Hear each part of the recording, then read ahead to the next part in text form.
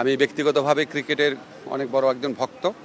আমি বাংলাদেশ ক্রিকেট টিমে লিটন আছে, মিরাজ আছে, নাজমুল আছে, সোহান, তামিম, সবারই ভক্ত।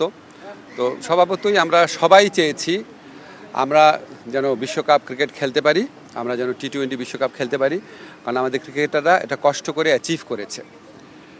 কিন্তু আমাদের যে নিরাপত্তা ঝুঁকি ভারতে খেলার ক্ষেত্রে, সেই নিরাপত্তা ঝুঁকি পরিস্থিতির কোনো পরিবর্তন ঘটে নাই। আমাদের যে নিরাপত্তা ঝুঁকির যে আশঙ্কা তৈরি হয়েছে, এটা কোনো বায়বীয় বিশ্লেষণ বা ধারণা থেকে হয় নাই, এটা একটা সত্যিকারের ঘটনার থেকে হয়েছে, যেখানে আমাদের দেশের একজন সেরা প্লেয়ারকে উগ্রবাদীদের কাছে মাথা নত করে ভারতীয় ক্রিকেট বোর্ড তাকে ভারত থেকে বের করে দিচ্ছে, কথা বের করে দিতে বলেছে। তো এখন আইসিসি যে টুর্নামেন্টটা তো ভারতেই হবে।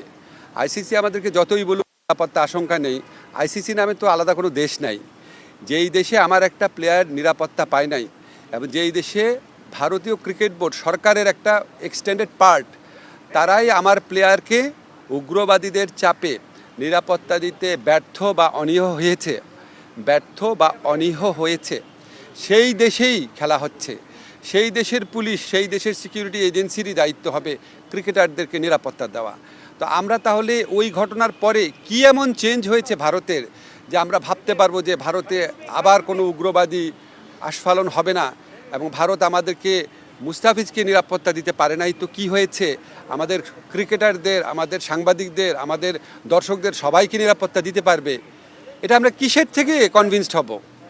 আমাদেরকে এই বিষয়ে কনভিন্স করার জন্য আইসিসি কোনো চেষ্টা করে নাই। আইসিসি আসল যে ইনসিডেন্ট, সেটাকে বাদ দিয়ে তার স্ট্যান্ডার্ড যে সিকিউরিটি প্রসিডিউর, সেগুলো নিয়ে আলোচনা করেছে। যেখান থেকে গ্রিভান্সটা, সেই ঘটনা নিয়ে আইসিসি কোনো স্ট্যান্ড নেয় নাই ঠিক মতো।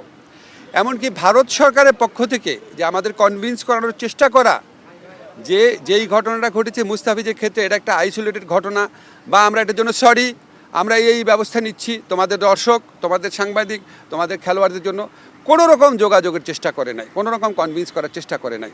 ফলে আমাদের ডিসিশন পরিবর্তন হওয়ার কোনো রকম স্কোপ নাই। আমরা এখনও আশা করব, আমরা মনে করি আমরা আইসিসি থেকে সুবিচার পাই নাই, আমরা এখনও আশা করব আইসিসি সুবিচার করবে।